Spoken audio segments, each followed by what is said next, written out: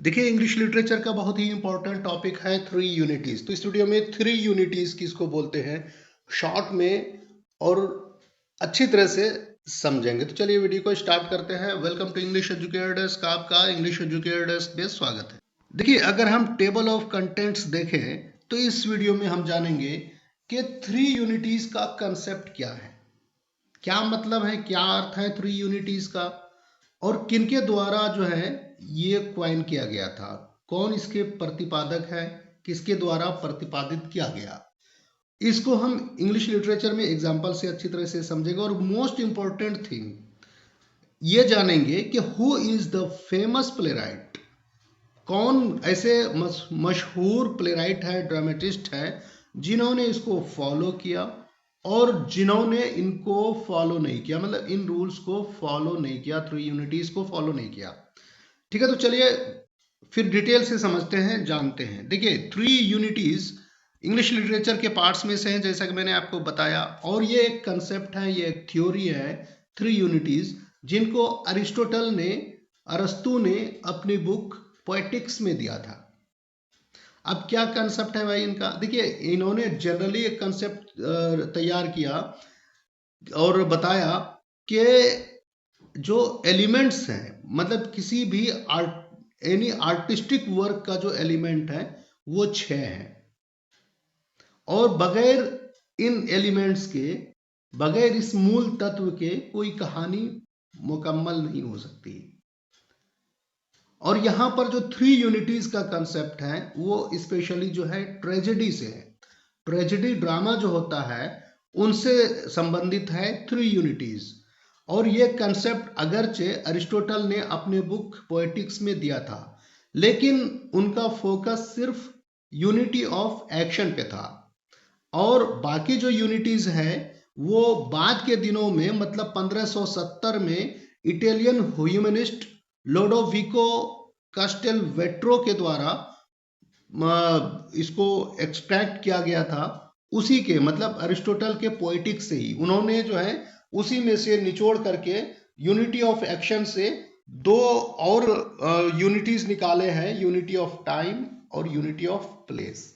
तो एक एक करके हम जानते हैं कि यूनिटी ऑफ टाइम का क्या मतलब है, यूनिटी ऑफ प्लेस और यूनिटी ऑफ एक्शन का क्या मतलब है। देखिए, यूनिटी ऑफ टाइम का मतलब होता है a time limit of 24 hours. कहने का मतलब है, अकॉर्डिंग टू एरिस्टोटल, जब कोई ड्रामा, जब ट्रेजेडी परफॉर्म किया जाता है या जब ट्रेजेडी लिखी जाती है, तो वो जो है 24 आवर्स से ऊपर का नहीं होना चाहिए, उसमें 24 आवर्स लिमिट होना चाहिए, इससे ज़्यादा की ट्रेजेडी नहीं होनी चाहिए। और दूसरा है आपका यूनिटी ऑफ प्लेस, मतलब उसमें जो सेटिंग है, जो सेटअप है, वो एक ही जगह की होनी चाहिए, डिफरेंट डिफरेंट लोकेशंस के नहीं होने चाहिए, वो सिंगल फिजिकल लोकेशन होना चाहिए ट्रेजेडी में। और थर्ड में है आपका यूनिटी ऑफ एक्शन। एक्शन का मतलब होता है प्लॉट। प्लॉट का मतलब जो स्टोरी जो चलती है, जो उसमें एक्शंस होता है, एक्ट्स होते हैं, तो वो उसमें भी जो है ये बताया गया है कि उसमें मेन प्लॉट होना चाहिए या फिर सब प्लॉट तो हो, लेकिन वो प्रिंसिपल प्लॉट के, मेन प्लॉट के जो है सबॉर्डिनेट हो, वो हेल्प करने के लिए और आगे बढ़ाने के लिए हो। तो कुल मिलाकर के है कि सिंगल प्लॉट होनी चाहिए यूनिटी ऑफ एक्शन का मतलब। तो कंसेप्ट क्या है थ्री यूनिटीज का? मतलब यही है, unity of time, unity of place, unity of action. जब भी ड्रामा लिखा जाए और ड्रामा में ट्रेजेडी वाला ड्रामा जब लिखा जाए या परफॉर्म किया जाए, ये कंसेप्ट को अपनाया जाए। ठीक है, चलिए आगे कुछ और जानते हैं थ्री यूनिटीज के बारे में। देखिए, थ्री यूनिटीज को हम क्लासिकल यूनिटीज या एरिस्टोटेलियन यूनिटीज के नाम से भी जानते हैं। तो इसके कुल तीन नेम हैं, three unities, the classical unities, Aristotelian unities. और अरिस्टोटल के द्वारा जो है प्रतिपादित किया गया था। तो अरिस्टोटल का यह मत था, यह मानना था कि देखिए, जब ड्रामा, कॉमेडी या ट्रेजेडी अगर दो है तो दोनों के एलिमेंट्स अलग अलग होना चाहिए, दोनों के एलिमेंट्स सेम नहीं होना चाहिए। एक कॉमेडी जो है ट्रेजेडी में नहीं मिक्सअप होना चाहिए, या ट्रेजेडी कॉमेडी में मिक्सअप नहीं होना चाहिए, दोनों अलग अलग है।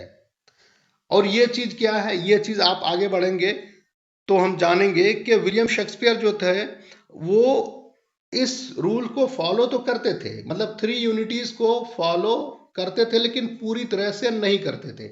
आपने देखा होगा कि उनके जो ट्रेजेडीज है उनमें कई मल्टीपल प्लॉट्स हुआ करते हैं, जबकि बेन जॉनसन है ये बहुत बड़े सपोर्टर थे ग्रीक कंसेप्ट, मतलब इस 3 यूनिटीज के कंसेप्ट को का फॉलोअर थे, और उन्होंने वॉलपोने जो लिखा है वो इसी कंसेप्ट के बेस पे लिखा गया है। इसमें तीनों यूनिटीज पाई जाती है, मतलब के unity of place, unity of time, unity of action.